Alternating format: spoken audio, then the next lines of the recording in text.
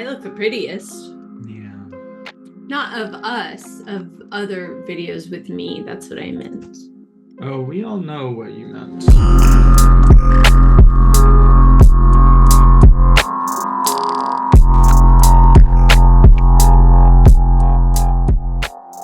want to do it? Yeah. The container is now open. Don't just get triggered. Get enlightened. Wait, that's the message of today's guest. The one, the only, Susan Campbell. So, as we explore the world of Eros in this spirit-forward perspective, our guest, Susan Campbell, gives us this major insight that every time your lover triggers you, which they definitely will, it's a chance to do important inner work, and that's going to catapult you into new levels of consciousness. So for 40 years, Susan's been writing practical guides on this exact kind of thing, living a happier, more authentic life, and she's done a lot of focus on romantic relationships. In particular, she's written this, it's kind of the Bible of authentic relating. And also this book, From Trigger to Tranquil, which Sigh and I actually use. That's why we're so tranquil. And so triggered. To find Susan Campbell's books or book a session with her as a therapist or coach, go to her website, susancampbell.com. And keep an eye out for part 2 of our interview where she actually gives us a live coaching session. So you get to see the principles in action. Until then, here is your interview with Susan Campbell.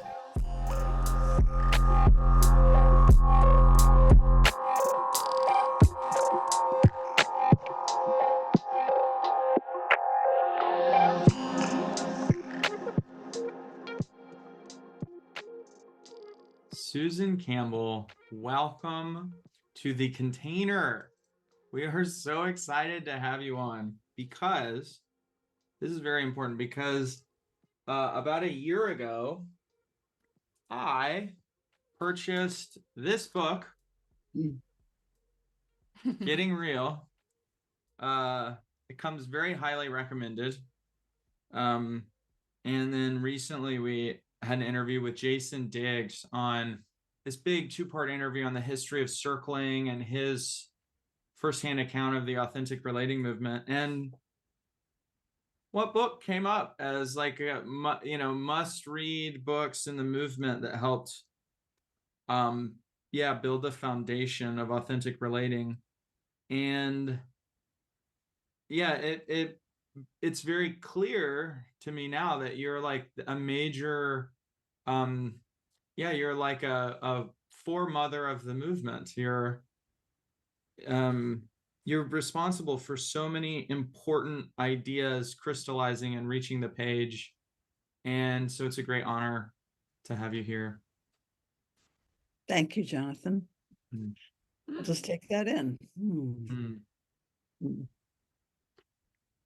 Yeah, so I would like to start with just getting a quick bio of how you went from a human in the world to someone who was alert to these practices as ways to build deeper connection and like live a more spirit-forward life. Okay. Well, I'll try to make this brief, but I did start noticing something amiss or dysfunctional in our culture when I was a teenager. This was the 50s. Okay, the 50s. Everybody tried to conform and be normal and that sort of thing, and hide their weaknesses, not ask for help.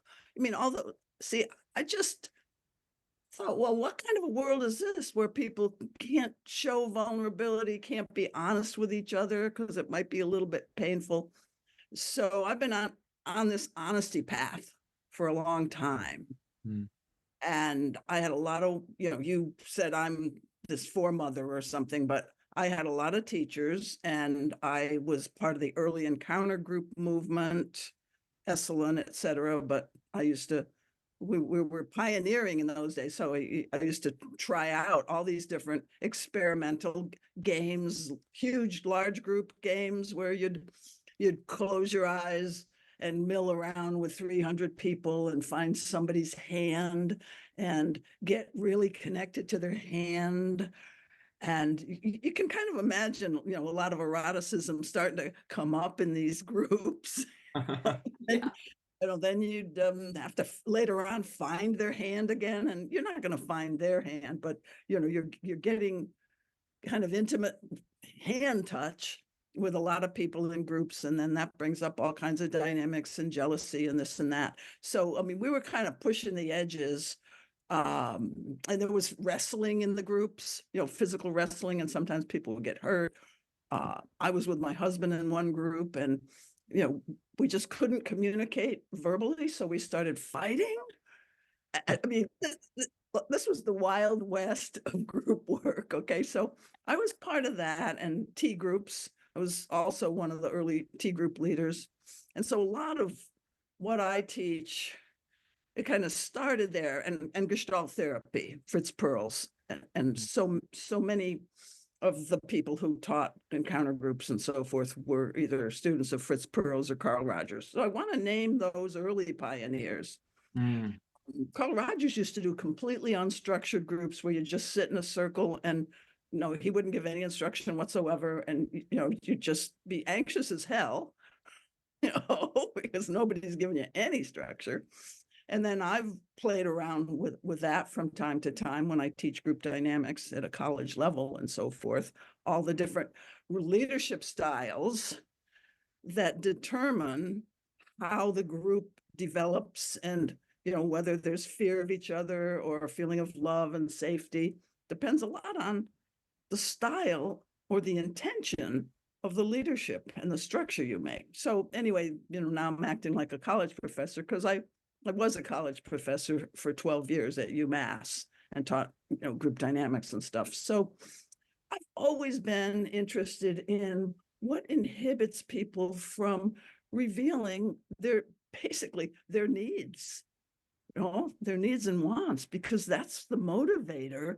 And we could call it Eros, that's the motivator, the need for food, touch, love, sex. What's so inhibiting about that?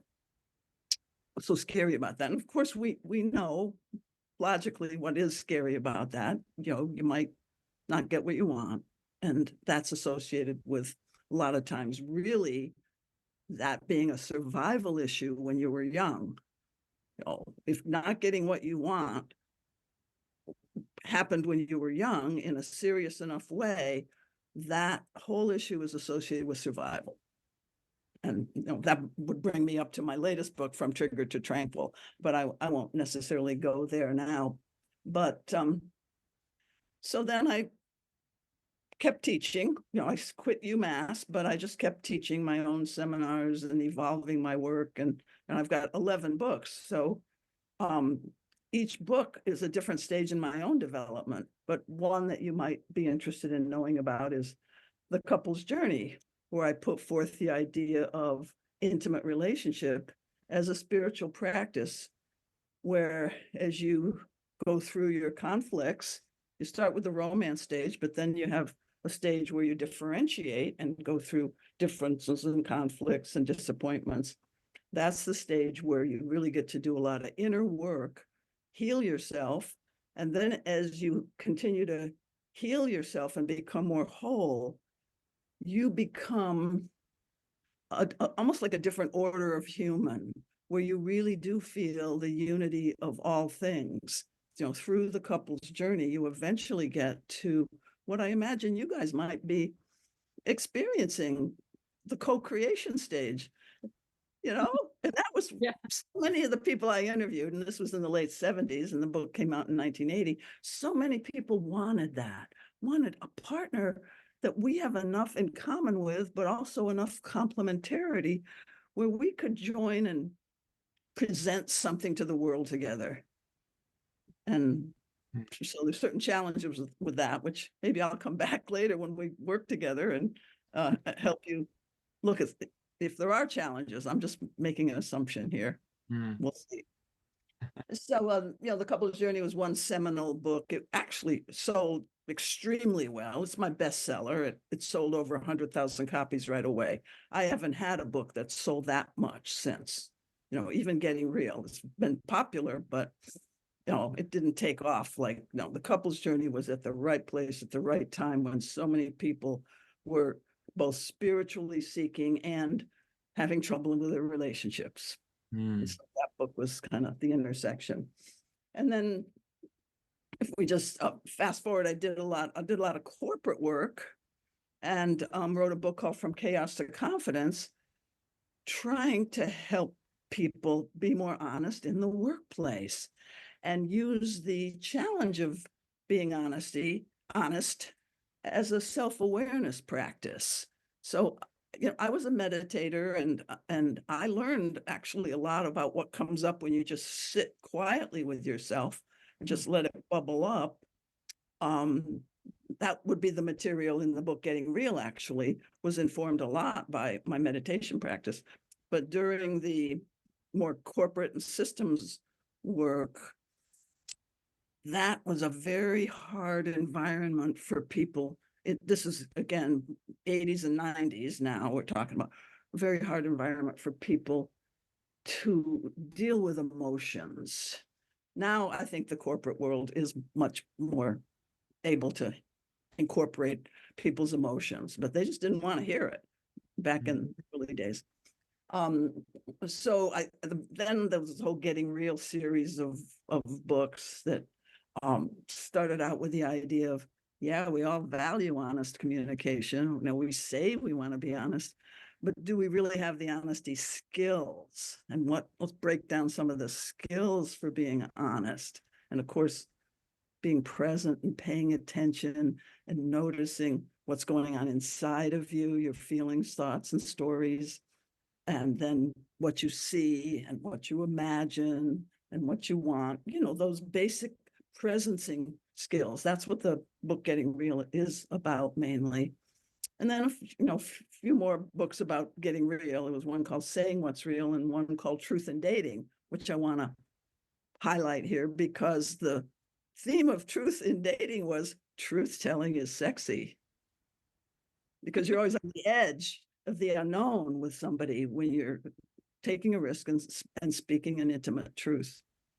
And then sort of evolved into being, as I've gotten more, I'm just going to say, aware of all the levels of a human being and how much childhood really affects your present relationships. That's when I started doing more work with triggers and emotional reactivity that comes up when your partner disappoints you because they didn't say it the way you wanted them to say it, and so working with those inner reactions again, but in a way, again, like the couple's journey, where you're helping each other heal. You're present to hearing what happened inside the other person when they were triggered. Of course, they have to first inquire into it, and then you come back and talk about it. Because so often we just can't help it when we're triggered. It's automatic. Yes. Because it's connected to survival, and often the survival of not getting some early need met, of actual valid need. So yeah, that brings me up to date in my professional history, and it was always whatever I'm working on at the time. That's what I'm writing about. Wow. Something you just said reminded me that one of the ways I know that it's a real trigger is that I find myself triggered. Like I find myself triggered, right? It's not, I'm approaching trigger. It's, there's a different thing that's like, I'm getting a little more and a little more close to that state of activation. It's like, I find myself in the state, right? You're already in it. Yeah. Yeah. Like it's so quick. That's the way most people are. And it takes, they can be, triggered for 5 or 10 minutes and speaking from that place until they go, whoops, I'm triggered. But of course, I'm trying to help people notice the earlier warning signals so you can feel it coming and ask for help and ask for reassurance. Yeah, I'm noticing you even mentioned how a book like Getting Real comes out of a meditative practice. And I think for me, meditation and group meditation, like circling, really has completely been the basis of me understanding when I'm triggered. Yes. Yeah, I think before those practices, when I got triggered, I actually would think like, wow, I'm really right, and this person is really dead wrong right now. That's what triggered seemed like to me while I was in it. And then those practices, yeah, they are everything for me. They were so important, especially circling was so important for me to be aware enough in the moment. Mhm. Um, and so that makes me think about how in our relationship, me and Sai, but then also in all of my relationships now, those triggering events are moments of massive opportunity and personal Yes, growth. And absolutely. yeah, and I would like to hear um you speak more on this idea of how the romantic partnership is such a like a powerhouse of personal growth. Yeah, if you could speak more. Well, the romantic relationship mimics the parent-child relationship in the sense that you have some dependency, you grow into dependency on one another. Oh, it's Mm, just, oh, I need your presence to feel loved and safe.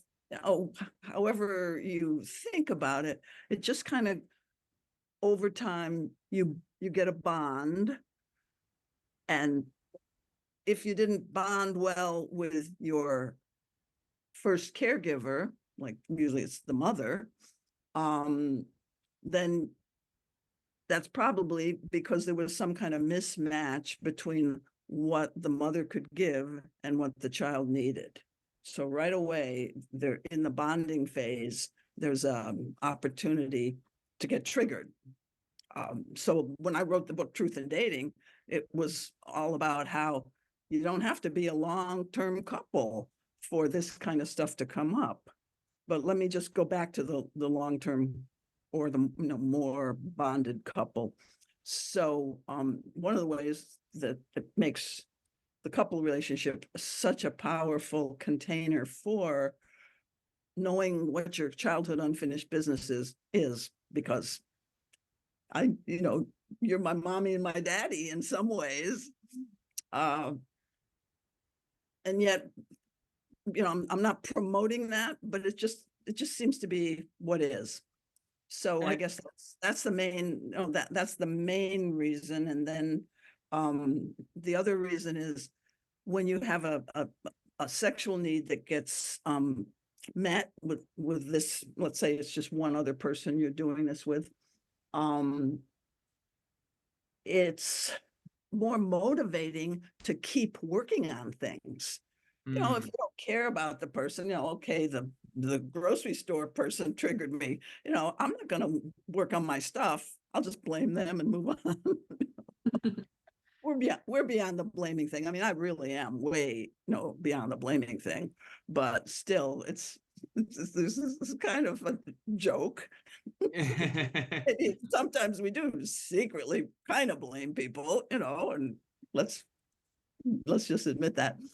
Yeah, but the idea that I don't want to lose what we have. And then farther you go, and maybe you have kids together and finances together, there's all this motivation to work it out. So mm, that's just a very practical reason why people do better in couples counseling with me, let's say, if they've got more at stake.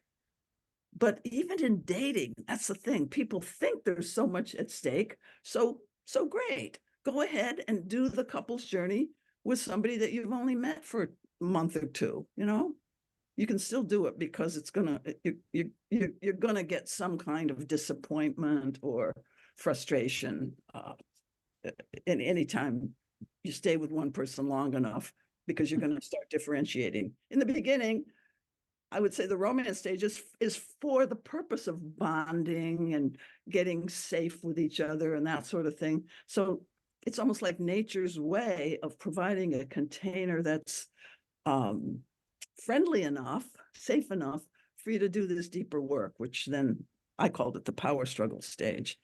Doesn't mean you're fighting all the time, but it means you're getting let down or disappointed or angry. That's where the real fun begins if you're into growth. I'm curious. I kind of want to hang out on the dating stage for a second. A thought came to mind about how triggering, especially in well bonded pairs or any, I guess, romantic setup, a lot of that comes out of dependency, which is interesting to me. That really tracks, like, if I have a lot of needs dependent on you, then me getting a sense you're not going to fill my needs is really important because I'm depending on you, so I can get triggered.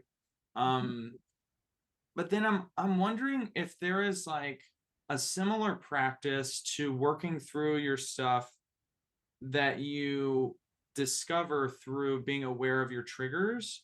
If in the dating phase is there a similar like yoga you can do with arousal or desire? Like, is there a way that the things that attract us to people and make us like, wow, I can't get that person out of my head, like there is something about that that might be a the metal detector on the beach, finding your stuff that you need to work on. I wonder, I'm curious what you think about You that. just pick up on, and then I'd like to see if this matches anything you were thinking. But if I'm in the I can't get you out of my head, that can bring up thoughts and stories and past memories about things that don't have anything to do with us that can trigger me. So I'm basically triggering myself with my own worries. Doesn't sort of happen. I mean, those of us who are single, Yeah. not, but people who are listening are single. Can you kind of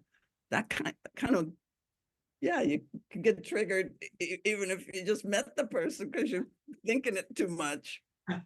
I can think of many examples, many examples. Yeah. Yeah, no, I'm remembering like many times in my life when maybe the first month or 2 months or something, where you don't have a lot of security in the connection. That's right. Yeah. And there's so many times where it's like you can't get a good read, and then you're like, oh, well, you know what?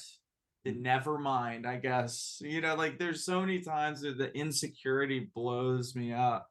Or for me, it would be almost the opposite of like, I have to cling more since I'm not getting the right signals. Like I have to like lean in more rather than forget it, Like I had like that in early stages of connection, like almost like a desperation, to like make sure everything was going to be just right, and like try to predict what was going to happen next, and imagine scenarios and try to direct things in certain ways. I mean, those are all. Yeah, well, this early stage of dating is a very insecure time, as Jonathan was kind of saying. And then, do you want me to call you Sarah or Sigh? Because Ooh, I prefer Sigh. Thank you. Sigh. Okay, so Sigh, you are doing this thing that that I call kind of controlling. Yeah. Mentioned put in the book Getting Real.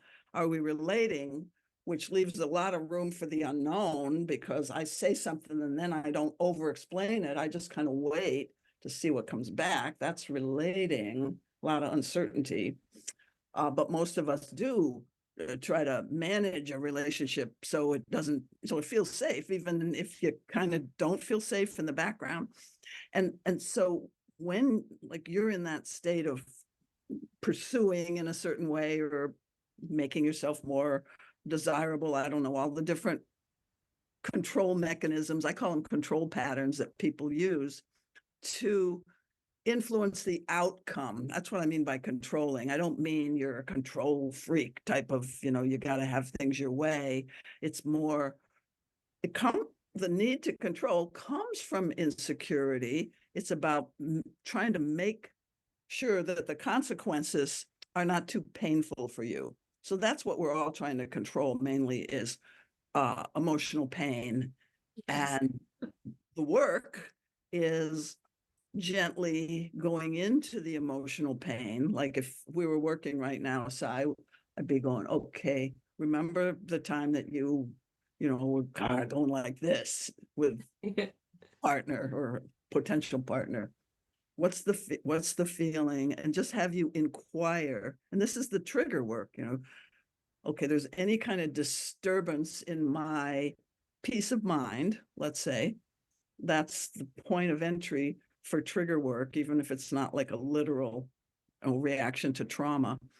You just feel, oh, you mentioned, I think, desperate. Okay, so you describe it, you feel the sensations, and you might have a place in your body where it really shows up strongly. And pretty soon, what often emerges is other times in your past when you felt this similar feeling, and maybe even a childhood memory. And you get a picture of, oh, daddy left when I was 5 or something. And oh, what can I do to not have him go? I get stories like that. And Yes.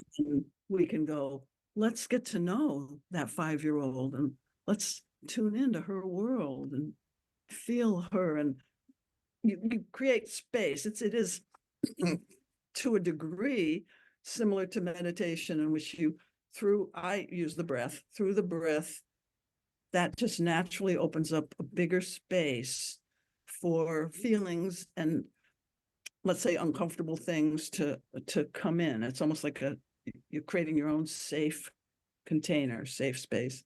And you hold that space for that 5-year-old, and empathy comes in, and love and tenderness and sadness and grief.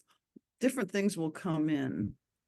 And just by being with the places that cause pain or that are associated with pain, you do increase your capacity for holding a charge, whether it's a sexual charge or an emotional charge, like for living more life with containing more energy rather than having to impulsively take an action to suppress uncomfortable things.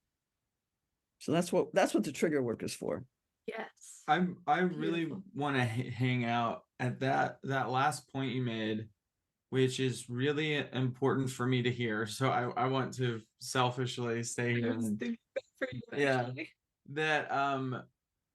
that the work is simply, when you're aware of the emotions, to simply make space for them and feel them, and just be as present as you can with them. And there's no complicated thing you have to do. There's no like magic ritual that will turn it into, money or whatever. It's just sitting with it and letting it be all that it is in you.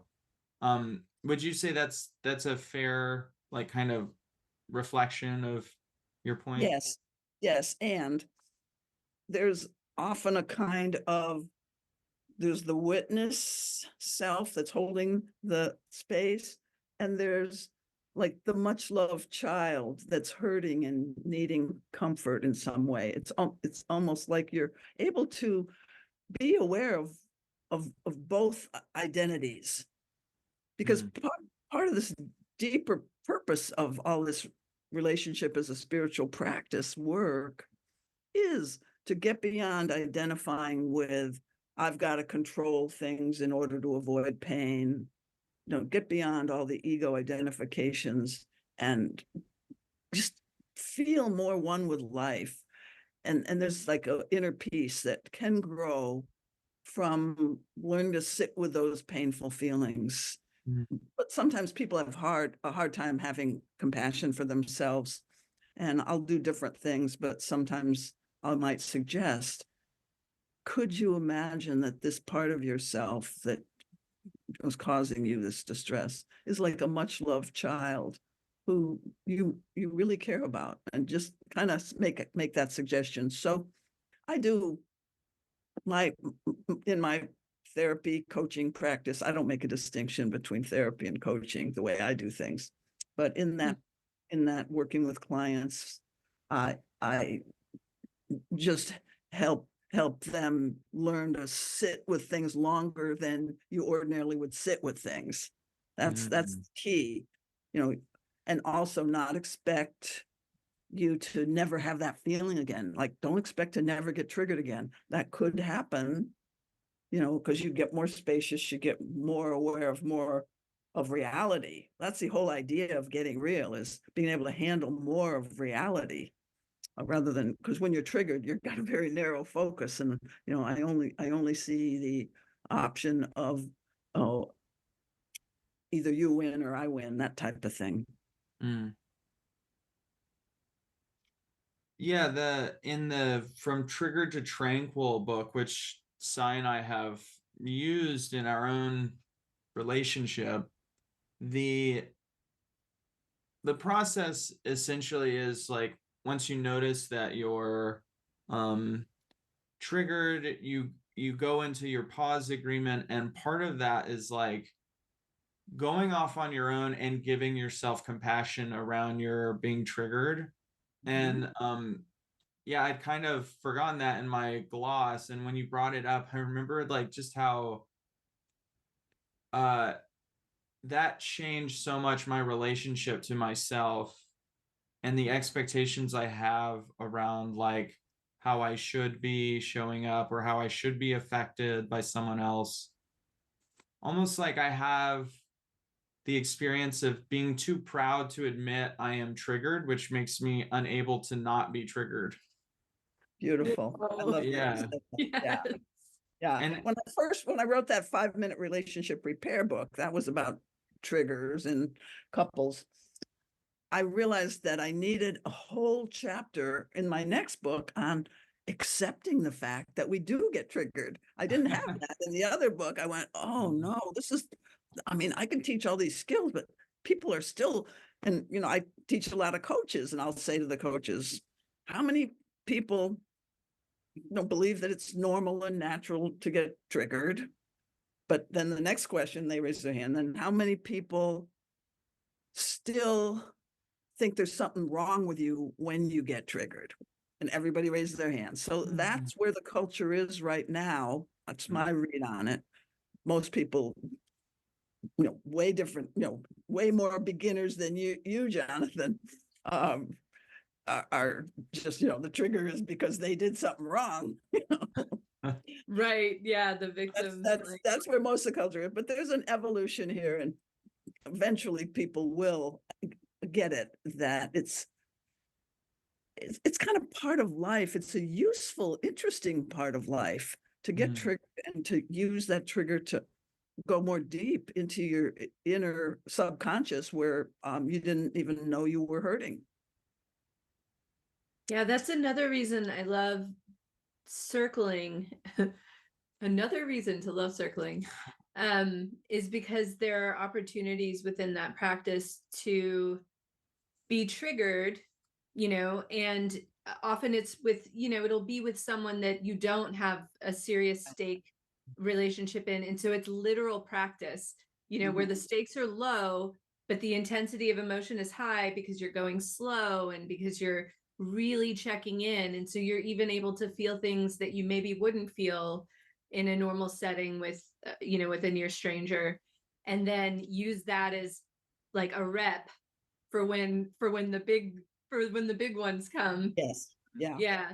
Yeah. Groups like stranger groups are a wonderful place to, you know, if we can create the safe container like we do in circling, just a wonderful place to practice. And when I do groups called honesty salons, um, I love that I name. used to call it I mean, I called it a social meditation practice, And then I heard Guy use a similar term, so I was doing those in the 90s and still do them. I still offer them, but they're basically what circling is in a sense, although most of the time it's not just one person that we stay with for very long. It moves around. It's a little more like popcorn. People bring things up, say things, and then they get feedback or that somebody shares impact. But these honesty salons, yeah, it's a great place to get triggered. And when I do them online, sometimes you can't always tell when some people are triggered because there's, a group. So I have people hold up a pen when you're triggered just to presence the fact. And there might be two people triggered at once.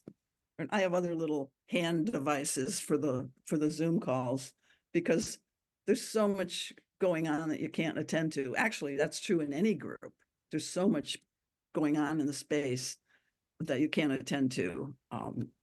When I did the in-person groups, I had bought these little buttons at the dollar store and I gave everybody a button. This was back in the day when I was using the word, what to do when your buttons get pushed rather than the word trigger.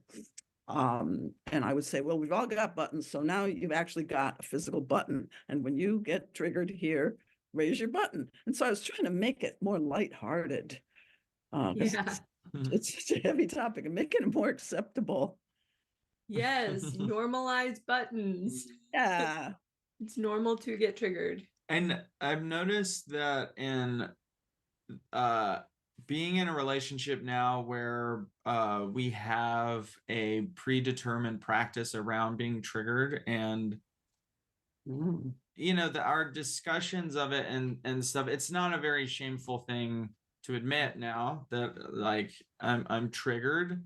And in fact, it's like built into this process where, well, we're about to get some good work done because I'm extremely mad right now.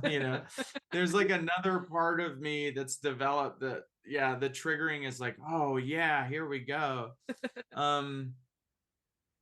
Yeah, but there is this way that having a relationship that has that built in, it does feel like part of the point of love is not to make each other happy, but to make each other triggered. And that like it's like part of what I am here for you, Sigh, is to trigger you. And there's a way that people you're very attracted to often have these patterns that you keep running into over and over in your life of like, why do I keep falling for people who do the same thing to me? And it's like, right. And it's easy to just like read the Bhagavad Gita. Your karma, you haven't done your karma work yet. And there's just this head turn, Missy Elliott, flip it and reverse it. The triggering becomes part of the loving and the point of living together. Definitely. You're a great role model, you, Jonathan, and you guys as a couple. I want you to just keep preaching it like you're doing.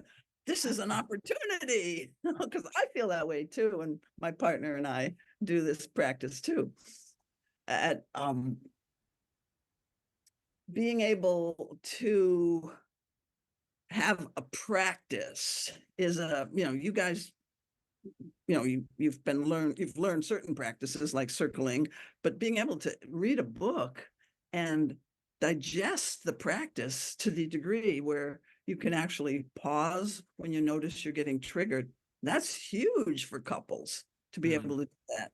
But then once you know that you have a practice and even a way to repair, that too helps you not be so afraid of getting triggered.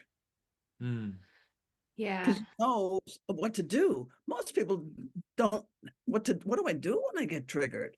Well, we come back and talk about it later, and I try to show the person what I really meant or why they shouldn't have been triggered. Most people, the way they repair is explaining themselves again, only perhaps in softer voice tones.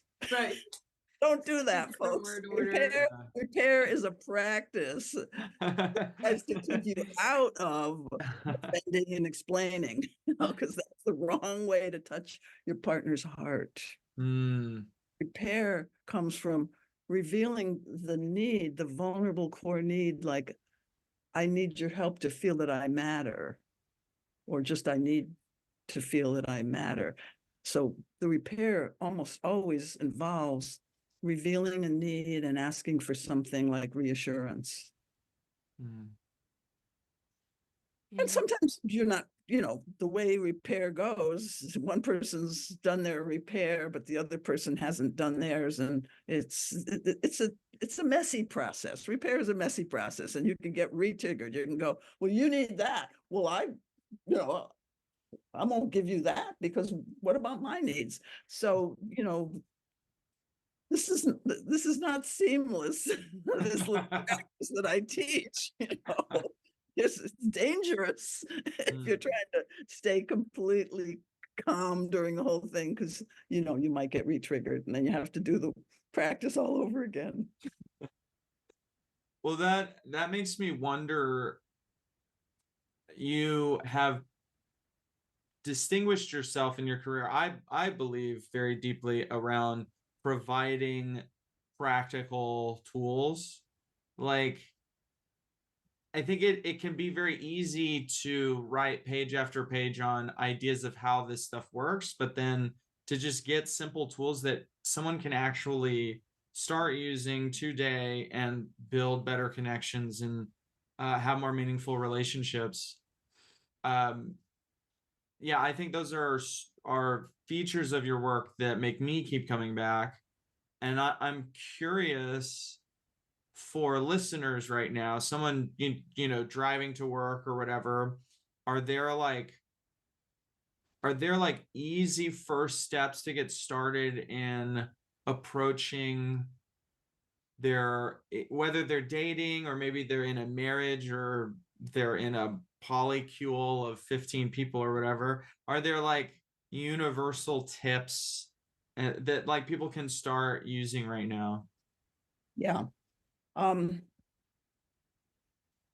Well, getting used to noticing your body sensations is kind of basic. I was lucky. I went to a lot of groups in my 20s where that was so emphasized, just body sensation awareness. And then once you're aware that there's a disturbance in the body energetic field, then you got some important information for yourself. It's like, so you need some awareness practices that you have set up in your life, even before, let's say you try to do this with an intimate partner. So basically just checking in with yourself, or putting a timer, if you have an Apple Watch, putting a timer, or with a little meditation bell that comes on. And just like in a meditation hall, they ring the bell and you're supposed to kind of go inside. You can do that on your own. So I'm all about practices that help you kind of like stop, check in, slow down. And this whole movement is about that. I mean, it's not me, it's the whole idea of practice is ancient. And we need practices, like agreed upon time I'm going to do this, or a way I'm going to do this. And usually a practice is something that's kind of uncomfortable.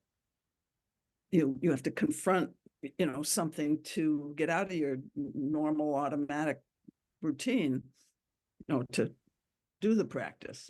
But some of the easiest, and you just wanted, Jonathan, something simple, or just check in with myself now and then. How am I feeling? Or after an interaction, or let's say you're on a date, and you make sure that you plan to go to the bathroom, whether you have to pee or not, and you go, how's this going? How am I feeling? What am I not saying? That can be a practice. Or same thing in a business meeting. Geez, I've been quiet for the last hour. Yeah, that's because they didn't listen to me when I tried to talk. And so I just clammed up. Okay. let me feel my feelings and let me go back to the meeting with more of myself online here. Yeah. Hmm. Love So that. those are a couple. You guys probably know some others. I mean, they're starter practices, but I think it's a great question. Yeah, the just the checking in. I really liked what you were saying, like on a date, if you check in with yourself and you ask, how am I feeling? First of all, because my experience of first dates or like first 5 dates is often like managing someone else's experience. That's my job, is for them to have a good time. And it's like, how am I feeling? And then the question of what am I not saying? That seems like a doorway that if you start opening that doorway more often is going to lead to uh incredible dates, and also much shorter dates when you're with someone you're not going to have a very mindful connection with. It feels like that would shorten up Yeah. a date real nice. What you said, Jonathan, about first 5 dates, you're kind of hoping and managing the other person liking you, having a good time. I know we know that's very common. So if you go to the bathroom and you go, oh geez, that's my pattern. I'm doing it now. And these are the things that I said are called control patterns. Control patterns are personality habits that kind of protect you from ever getting triggered. I mean, that's a weird. Our personalities are a defense system. No personality of trying to be a pleaser, or maybe playing hard to get. Whatever your thing is that you habitually do to manage the anxiety, the unknown. So you go by yourself if you can, take that break and do a little of this compassionate self-inquiry that I was describing. You go, what am I feeling? What's the fear? And getting more intimate with yourself. You have more of yourself when you come back and you sit down with your date, and you're renewed. There's just more confidence. When you're more real, you're more confident because you're really playing with a full deck rather than trying to, Yes. I can't let them see that part. I can't even let myself see that part. That's the thing where you're not playing with a full deck, is you're just going on automatic. And that's one of the things that I'm pretty passionate about, and people love learning about their control patterns. They go, oh man. And I've got a list of, maybe 30 or 40 patterns, and have people check off, which one do you do? And, like smiling and nodding to make people think you're interested, different patterns like that, just normal stuff. Mm. And people are delighted. They go, oh man, I never realized how I was really trying to manage the other person's reaction to me, or I was really trying to avoid them getting upset with me. Very, very common, good, normal motivations, but to be aware of them and to be aware that there's some kind of pain underneath that you're trying not to feel. It's buried in your childhood based unconscious. So then, this is all about expanding your capacity for life. Eros. Expanding your capacity for life. I love that. Yeah. That's the theme of spring for us right now. That is like both in the container, but like in Yeah, the path in general. the path in general. I noticed that last on that last kind of, I wanted to say disclosure as if we're circling right now when you were talking. Yeah, I noticed myself kind of mourning the previous versions of me that even after the dating phase, being in long-term relationships, still feeling like I wanted to um manage the other person's experience of me, and how that lack of authenticity, it like, you think what it's doing is it's protecting this love connection, but it's actually preventing it from ever being between who the two people actually are. Yeah, so there's this way that like just the having the triggering practice between Sigh and myself, it routinely has me putting on the table things that for decades, just for years and years, I would have hidden, Mhm. and just saying things that I think are not pretty about myself to someone who then continues to love me and support me only more so. Yes.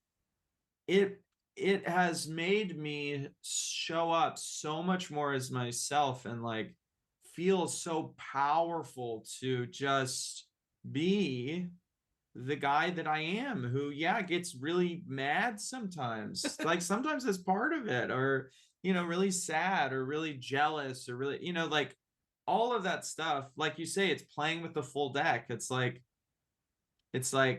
yeah, and I love how you tied it into Eros. There is this way that like it just releases all much more power to just go in the world. And yeah.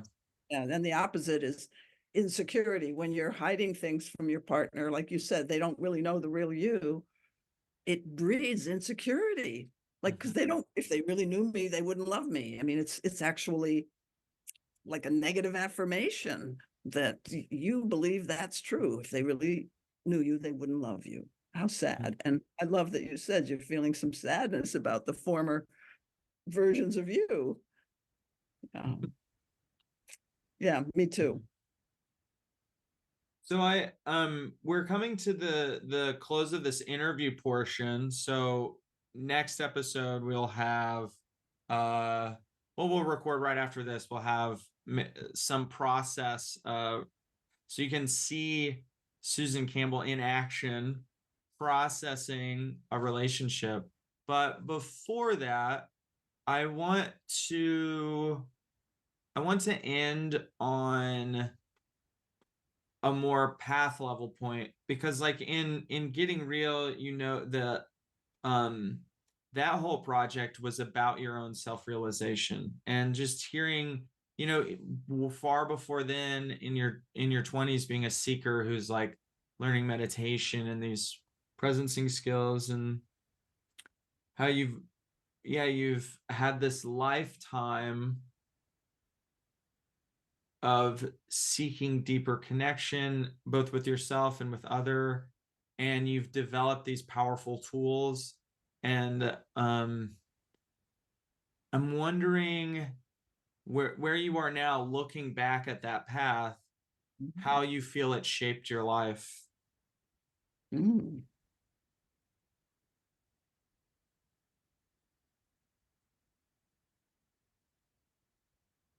How did that shape my life? The things that well, see, it's almost like my desire to grow and learn and, just be a more evolved person.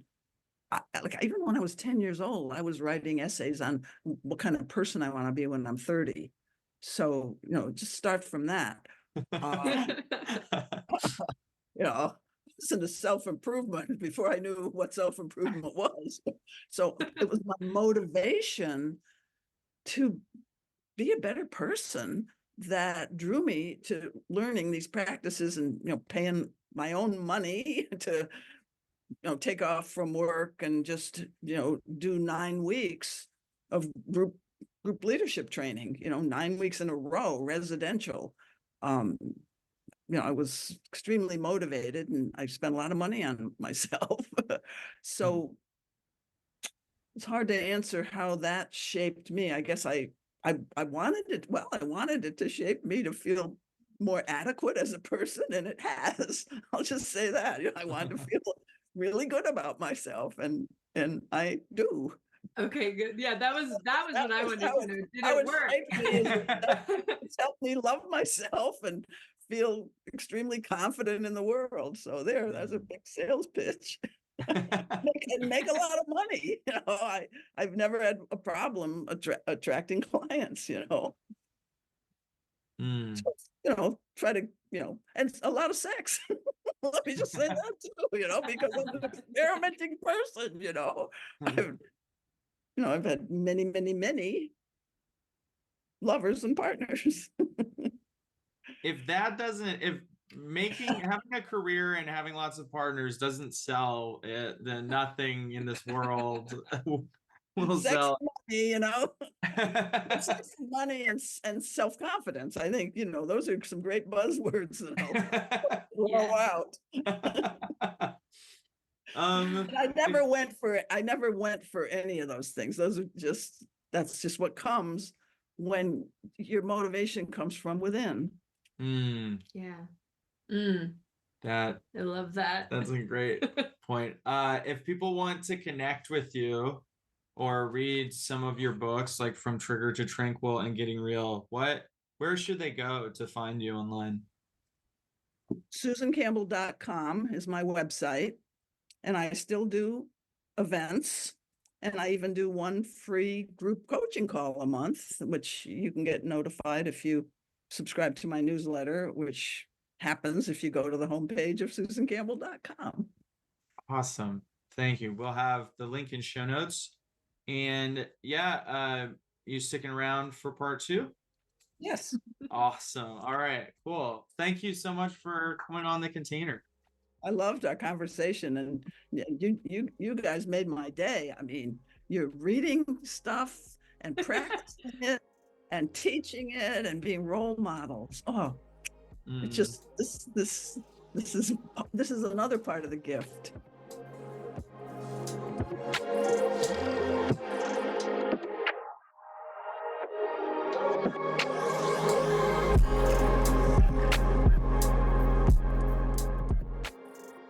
The container is now closed. So, do you want to learn more about Susan Campbell's work, buy one of her fantastic books, or do you want to book a coaching session with her? You can do all that at SusanCampbell.com, link in show notes. And if you want to support the container, there are a few things you can do. You can like, comment, subscribe on YouTube. You can go to the website, thecontainerpod.com. You could become a patron on the Patreon. Some of that Monday. Patreon.com/thecontainer. Or share this content with anybody and everybody. Okay, and remember, part 2 of the conversation is coming next week, where you get to see Susan Campbell enact these principles live in a coaching session with none other than Sigh and myself. Ooh. And we have a nice way of closing. Keep it namaste, folks.